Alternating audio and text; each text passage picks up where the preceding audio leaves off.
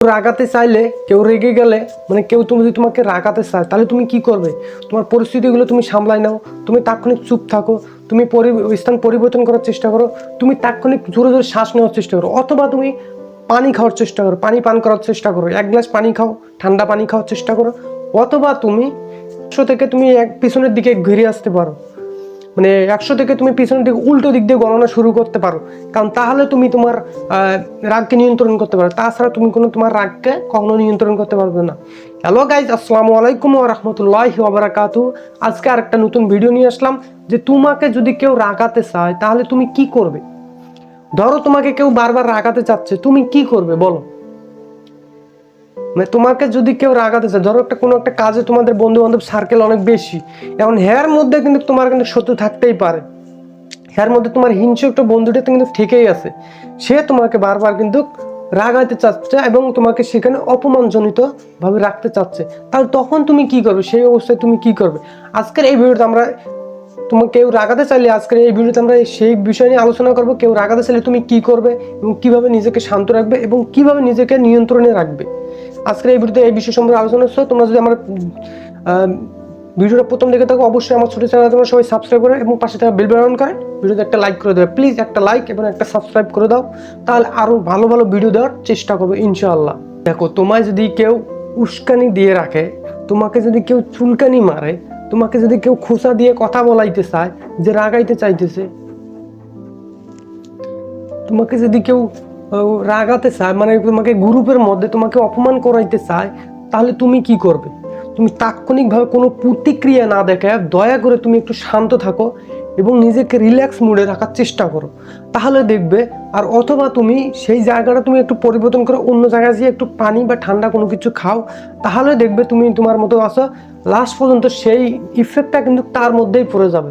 তো সেই সময় তোমাকে যখন সে চুলকানি দিবে, তোমাকে যে উস্কানি দেবে, তোমাকে সে অপমান করার চেষ্টা করবে, ততক্ষণ যদি তুমি কোনো প্রতিক্রিয়া না দেখে, কোনো রাগ না দেখে, মাথা গরম না করে তুমি ওই স্থান পরিবর্তন করো, অথবা তুমি ওইখানে চুপ থাকো, অথবা তুমি 1 গ্লাস ঠান্ডা পানি খাও বা অন্য মনস্কতে তুমি চলে যাও, তাহলে তুমি নিশ্চিত থাকো সে তোমার এই কাজের ক্ষেত্রে সে আরও ডিমোটিভেট হবে এবং সে আরো খেপাটে হয়ে যাবে। সেই অপমানটা তার গায়ে যা লাগবে, সেই অপমানটা সেই ভোগ করবে।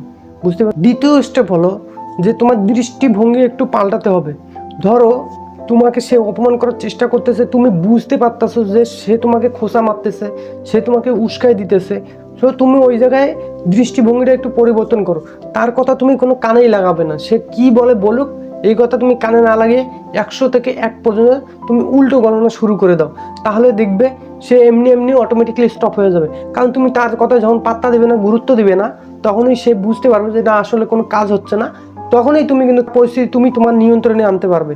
তুমি তোমার কঠিন পরিস্থিতি, সেই সময় সে তোমাকে অপমান করার জন্য অনেক চেষ্টা করতেছে, তখন তুমি সেই পরিস্থিতিটাকে নিয়ন্ত্রণে আনতে হবে। আমাদের এক করণীয় যে তৃতীয় স্টেপ হলো যে তোমাকে আমাকে বা যে কেউ হোক না কেন, যে শারীরিক মানসিক চাপ কিন্তু আমাদের প্রত্যেকটা মানুষেরই আছে।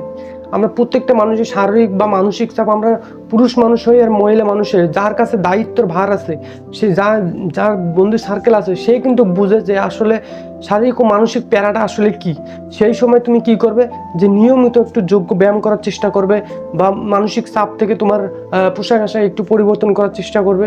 তোমাকে কিভাবে ভালো লাগবে, তুমি নিজের কথা শোনো, সেই রকম একটু সেলফ কনফিডেন্স তুমি তৈরি করো নিজেকে। এভাবে তুমি যদি একটু চলতে পারো, তাহলে অবশ্যই তুমি তোমার পরিস্থিতিগুলো মোকাবেলা করতে পারবে বা তোমার রাগকে নিয়ন্ত্রণ করে যে তোমাকে রাগাতে চাচ্ছে সেই জায়গা থেকে তুমি অনেকটা সেফ থাকতে পারবে। তোমাকে এইগুলো জিনিস প্রতিনিয়ত একটু খেয়াল করার চেষ্টা করতে হবে।